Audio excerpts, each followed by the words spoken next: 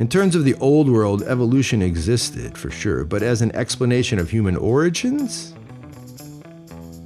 Of one thing becoming wholly another? As one nature being wholly changed into another nature? No.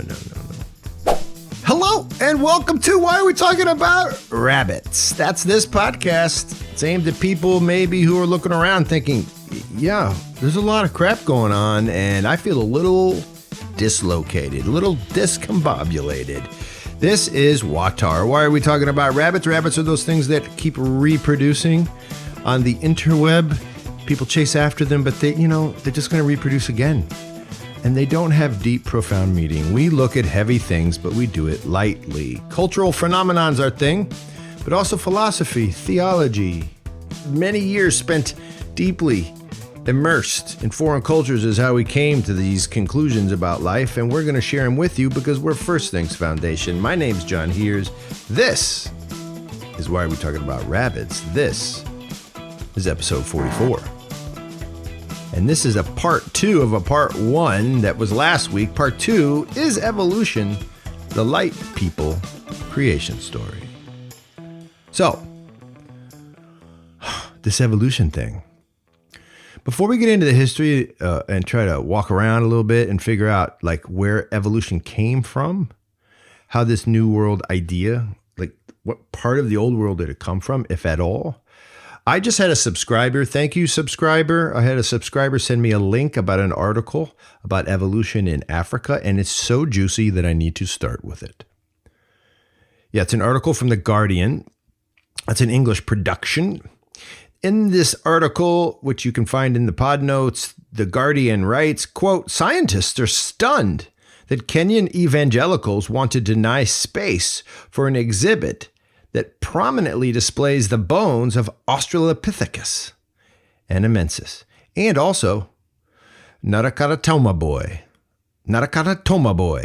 two very rare examples of what many people call evidence of human evolution from ape variations," unquote. So the Guardian is saying, hey, man, apparently there's some skeletons that Kenyans, at least some Kenyans, we don't know how many, don't want to be displayed in their national museum, right? In Nairobi. Apparently these are like 1.8 million year old. Well, not a Karatomi boy is. He's 1.8 million years old. He's human, apparently, though. He's not a link, by the way. He's just like a really old human. And the Kenyans are like, nah, we're good. Thanks. At least some Kenyans are. And if you think about it, it's a pretty ironic thing, this whole story. Europeans want Africans to display ancient humans as a part of an evolution exhibit that explains where Africans came from. What? Meanwhile, Kenya and the whole idea, right? The whole of East Africa, including Ethiopia, is home to some of the oldest Christian traditions in the world, including their really old creation story. You know, Adam, Eve. Like, they already think they know where they come from. Remember, there was an Ethiopian in the Bible. Lots of them, actually. Moses had a wife.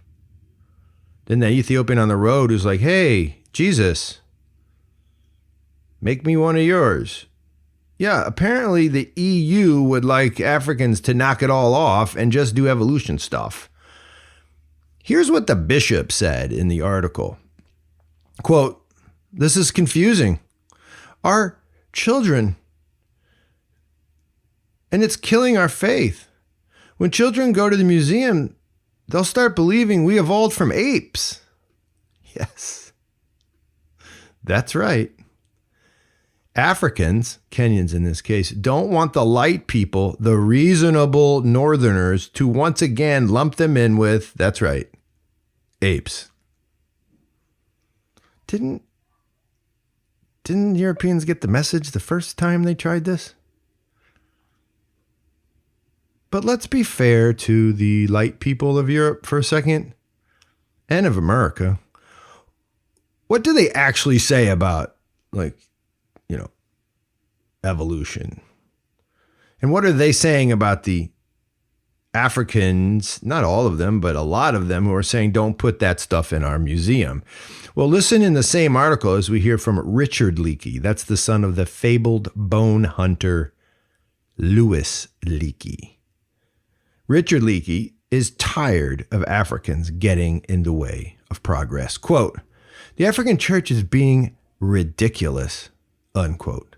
And then he continued, quote, this is scientific stuff. It's history. Evolution theory is accepted across the world, unquote. Well, apparently it's not like all the way across the world. Apparently whole swaths of Africans are getting used to the idea that they came from, apes or not. They're not quite there yet, Richard. And should they be?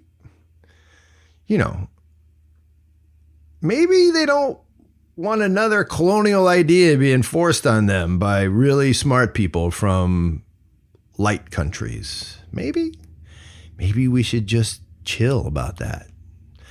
I mean, even if you're going to do this and say Christianity, John, is a light person's religion, it was imported to Africa, which it wasn't.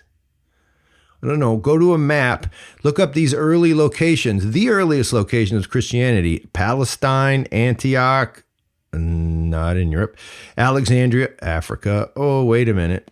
Ethiopia, Africa, Armenia, not Europe. But even if you go down the road, right, of Christianity as an imported European thing, won't you still just end up forcing evolution, the light people creation story, onto, say, like, local African creation stories, like really, really old ones, like pre-Ethiopian on the road stories? Won't you just end up irritating local Kikuyu priests by destroying, say, their narrative? The one that says a creator god made a man named Gikuyu and a woman named Mumbi who lived at the foot of Mount Kenya. That's a fact. That is their creation story. That's how it starts. Won't you just end up displacing that story, which sounds eerily similar to the one that black people called Kenyans want to display in their own African museum called National? I mean, Richard Leakey, really? You can just hear him. Why won't those Africans just do what I tell them to do? Yeah, kind of makes me insane. And that leads me to the rest of the podcast, which is all about, well, the world that actually did accept the light people creation story. That'd be our world if you're listening in North America or Europe. Today, we're going to chat a bit about how we did it. Want to take a look and figure out how this evolution thing became a thing? Right here in our own backyard? Well, in the European backyard that becomes America? Let's do it. First things first. Evolution has always been around in the minds of humans, evolved humans anyway, whatever that is. Change is obvious. Variation is obvious. It happens. People always have noticed that. Take a look at Plato, take a look at Aristotle. Both of them assent to something called natural hierarchy. They rank animals and associate them. They associate human beings. It's a natural thing to say, hey, look, that thing looks like that. It may have changed, right? Aristotle wrote the history of animals, and in it, he ranks animals and plants. And to rank is to associate. So Aristotle's ideas would be picked up in earnest in time by the scholastically minded Roman Catholic theologians of the Middle Ages. Eventually, these Middle Ages folks, these Roman Catholics or Catholics, well, basically, they would come up with something that in Latin is called the scala natura. So if you listen to St. Albertus Magnus, he's from the 13th century, the Catholic saint, he talks about how the scala natura works, which is based on, right, schema from Aristotle's History of Animals. Here's what Albertus Magnus says: nature does not make animal kind separate without making something intermediate between them, for nature does not pass from extreme to extreme without something between. This would become known and actually became cited as a law by Darwin some 600 years later. And that law that Darwin cites, he calls the law of continuity. The scholastic theologians of Rome loved them some laws, and they applied them often to all the theology that had gone before in Christian tradition for 1,000 years. They were trying to rationalize, to some degree, the theology. Things like, hey, was Christ God or is Christ man? How does that work? Is he both at the same time? They're trying to rationalize some of that. And you can hear it in how they try to use Aristotle to make sense of the natural world. Well, here's another one, Nicholas of Cusa. Nicholas of Cusa. Here's what he says. All things, however different, are linked together. Such an order demands that the highest species of one genus coincides with the lowest of the next higher genus, in order that the universe may be one, perfect, continuous, scalar. Scale. So these ideas become a type of naturalistic explanation for the physical world within the Roman Catholic world view. And then, as Protestant Reformation gets rolling and Descartes starting to do his mind-bending, sit in a house, somersault thing where he isolates himself and thinks hard and uses his reason, Enlightenment thinkers began to borrow from this Western Christian lineage of ideas. They borrow, right, from Aristotle. And then Aquinas borrows from Augustine. And basically, they're all sort of using this template that God has created a natural order. But then come along folks who are starting to become deists. People are starting to say, yeah, God, okay, probably first mover. He's out there, far away. Let's talk about reality. Here's Gottfried Wilhelm Leibniz. He's writing in the 1690s. He's going to start to use words like radiation and links and chains and missing links.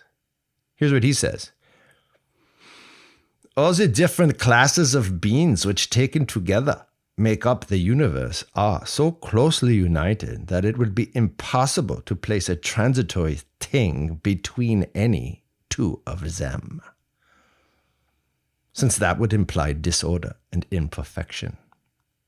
Thus, men are linked with animals. Men are linked with plants and the fossils, which in turn merge with those bodies which our senses call inanimate, like rocks and stones. Whoa, unquote.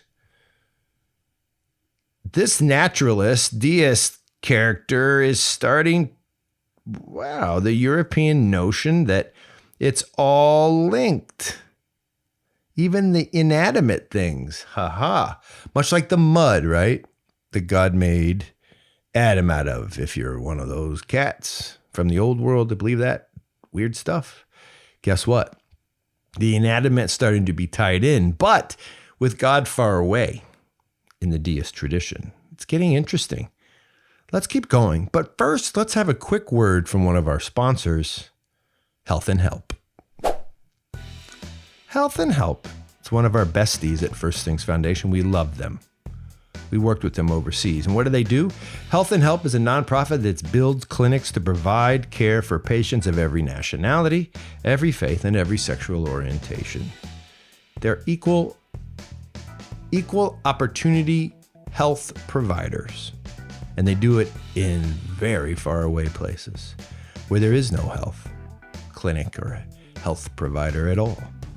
So, Health and Help patients receive the necessary medical treatment regardless of their ability to pay for it. Every person at Health and Help, every doctor who signs on to volunteer for 2, 3, 4, 5, 6 months, they know and they understand their mission to become much better people by providing much better health services. First Things Foundation, that's us. We've worked with them. We've seen them. We advocate that you go to Facebook or head over to the Google machine and find them online and support Health and Help. And now, back to our pod.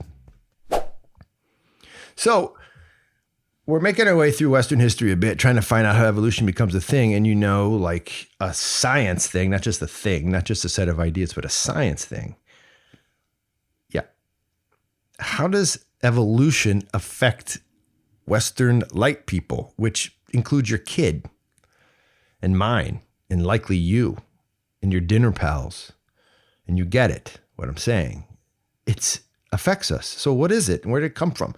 To understand how evolution is less about science and more about philosophy, let's take the next step and find out about a crew of what I'm going to call ne'er-do-wells. There's an old-fashioned term, ne'er-do-wells. He's a ne'er-do-well. These cats, I don't really know if they're ne'er-do-wells. I mean, they might have done well things, good things, but they were a secret society, so nobody really knew. And they called themselves the Rosicrucians. And the Rosicrucians were around in the late 1600s, early 1700s, and they may still be around. They're a secret society, after all. And you know what? They peddled some pretty interesting philosophy. If you like Shakespeare, you might recognize that Rosicrucian word. And if you like Bacon, you'll realize that a guy named Francis Bacon was a prime aficionado. He was a Rosicrucian. And he was also the one who founded and pushed and preached the scientific method. That was his baby. And what did these Rosicrucians teach using Bacon's new science? Here's a quote from a guy, Carl Lindgren, who wrote a book called The Way of the Rosy Cross. He says, quote, "The Rosicrucians provided insight into nature, the physical universe, by teaching that humans are spirits, attending the school of life, for the purpose of unfolding latent spiritual power, developing themselves from impotence to omnipotence, reaching the stage of creative gods at the end of mankind's present evolution." Whoa. Do you know what the end of mankind's present evolution is? Something called by the Rosicrucians the Great Day of Manifestation. That's right. Woo, there's a lot there. The Rosicrucians, what the heck they got to do with anything? Well, Francis Bacon, the guy who sent people to the New World to do science, he's one of them. And he's waiting for the Great Day of Manifestation. Now that feels kind of evolutionary. Right? What is it, though? Is it like heaven for evolutionary thinkers? It's like a deity. It's like a little god for, it's like a little heaven. What is it? Is it like Elon Musk's vision for mankind? Here's a clip from Wikipedia on the Great Manifestation. The Day of Manifestation is when a certain collective great being limits himself to a certain portion of space in which he elects to create a solar system for the evolution of added self-consciousness. What? God's gonna let you use a cubbyhole to get more self-consciousness. These light people, man, they're a trip. That's nutty. Or is it? Or is it just philosophy? Is it taking an idea and logically twisting it out and creating all kinds of rational reasons to believe in something? Don't we need some evidence? Isn't that what scientists do? Well, not so far. Right? Now, next up, let's talk about Diderot for a second. Circa 1770. That's Diderot, the Frenchman who created the encyclopedia. You know, the guy that wants to put all of human knowledge in one place. That guy. Good luck with that, by the way. Diderot is an early advocate, maybe even the guy who created the scientific concept of epigenesis himself. Epigenesis. There it is. Epigenesis. What the heck? Here's what he writes. The notion is that living beings are formed in the womb by the gradual layering of material substance without any preformed information or soul. What? Living beings are formed in the womb without any preformed information or soul. They're just banged out. Well, I shouldn't have said it like that. They're big banged out. They're They just in the womb. They just happen. Yeah, epigenesis. As the Stanford Philosophy Encyclopedia tells us, Diderot had an admiration for the metaphysics of a single substance composed of an infinite number of modes. Whoa, a single substance, many modes. Like the man molecule that Jerry coined, the evolutionist theorist, the biologist from last week's podcast. Like the man molecule, the molecule that started it all. Wait a minute, but Diderot's like 400 years earlier. What? Diderot ends, there is only one substance in the universe. What?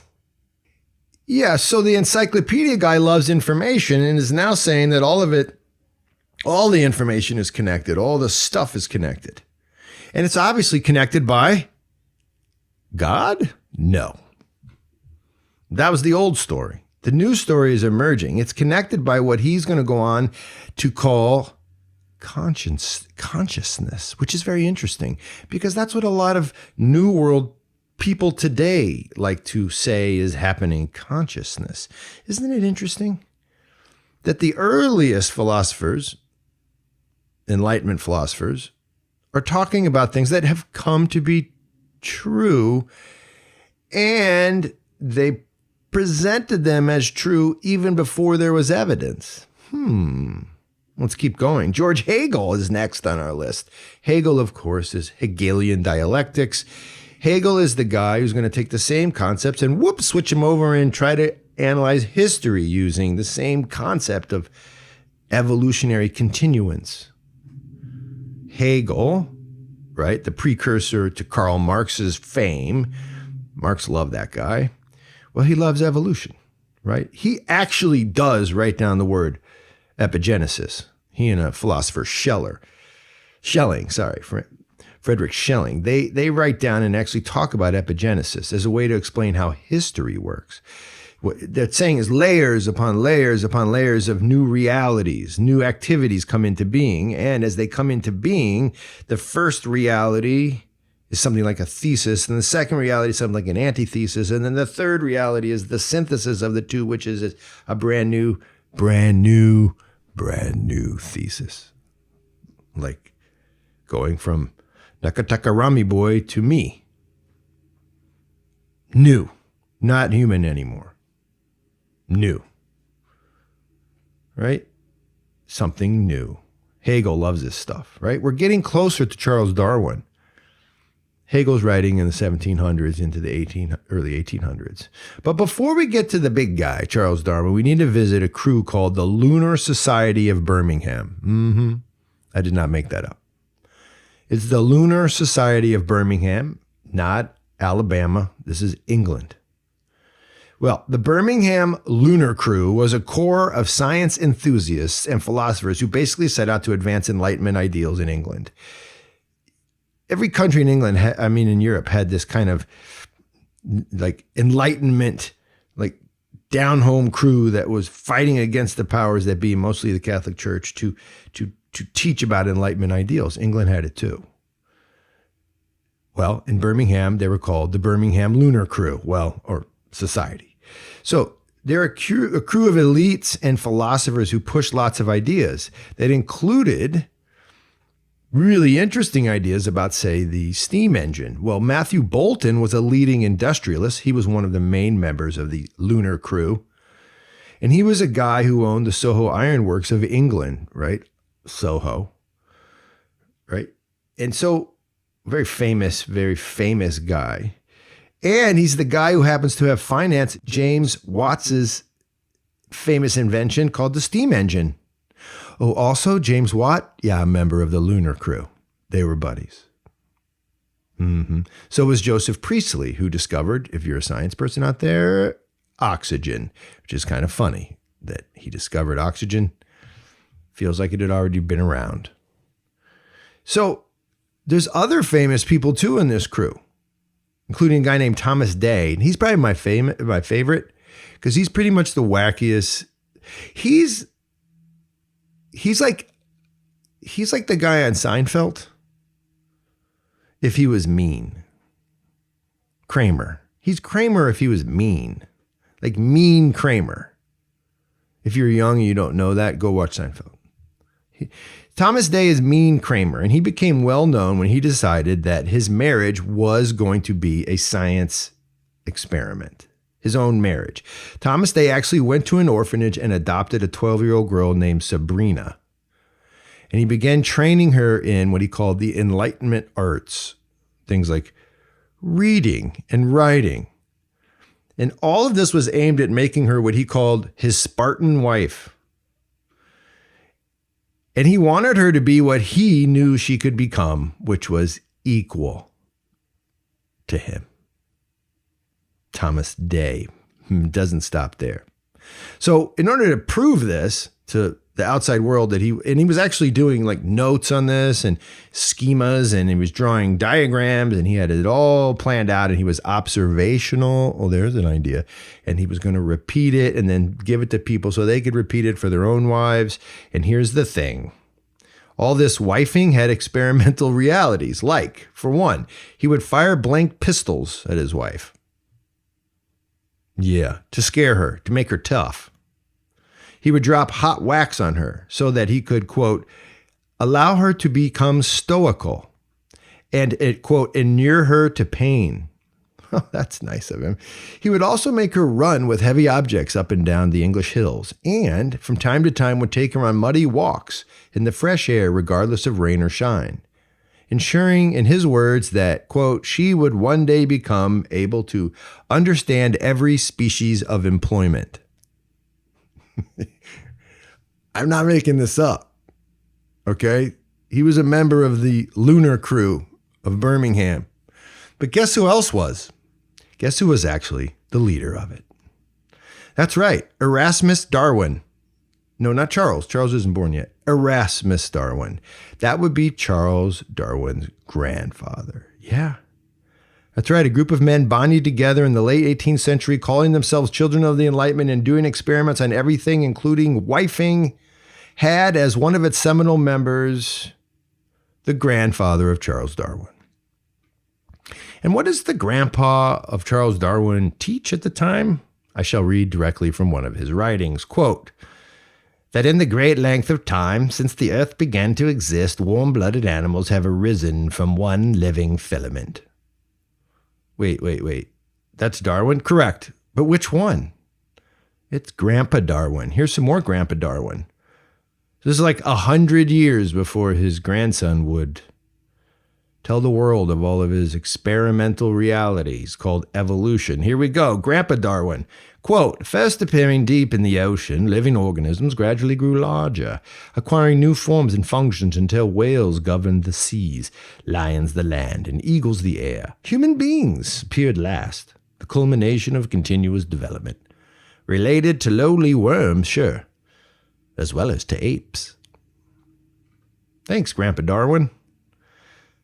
Yeah, you're listening to Darwin writing in 1794, 15 years before he was born.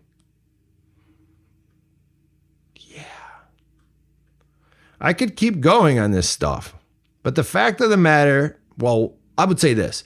The fact of this matter that I'm trying to show you is the notion that human beings evolving isn't something that was proved suddenly by experimentation done by good old-fashioned scientists, just looking at data, doing observation, and testing things.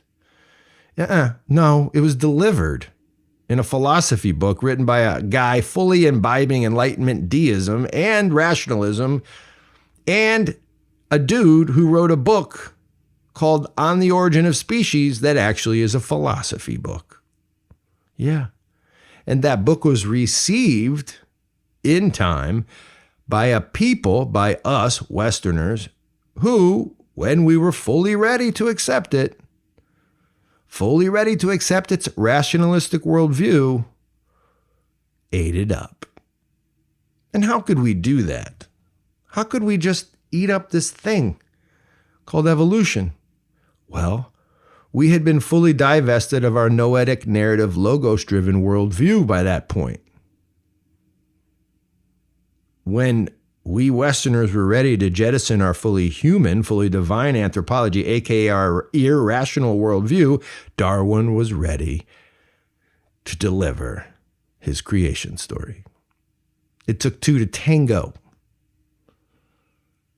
And man, I think you could argue we needed it. No culture can exist without one of these stories. Just like it's weird, very few human beings do well when every night they go to bed asking, who the hell are my parents? Cultures, they can't survive being orphaned. It's disconcerting. It's not an easy way to live, being an orphan. You know, having to wake up every day and wonder if the Leakey families is going to find your mom's bones in the Olduvai Gorge. Sure would be nice if I could know who my parents are, Leakeys. I hope the Leakey family will find them for us. Most people rebel against being orphaned. It's a hard way to go, guys. And well, something tells me when you look around today, you're seeing a culture in rebellion. We're angry orphans in search of some meaning, namely some parents. You're seeing orphans all pissed off. Like a teenager, we're waking up and saying, you know what, I'm pretty much done with living here. It's not my home. Yet, for Darwin and the Birmingham Lunar Society crew, and a whole line of creative thinkers, just like them, that we call, quote, enlightened, orphans were determined. They were determined to make. Yes, orphans they would make. After all, what were they supposed to do? The data proved it. The data proved it. Or did it really? Is evolution a real thing when you put the principles of science in play, verifiable by observation? Can we see one species become another? Is it verifiable by repetition? Can we repeat the experiment of evolution?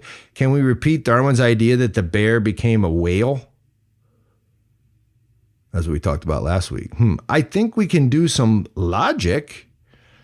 I think we can use our reason for sure and say, yeah, probably. I mean, the fins could have been legs and all of that, but really? Science, like observable and repeatable? I think that conversation, well, that's a big one. It's really for another podcast, or maybe not at all. I don't think it's for another podcast.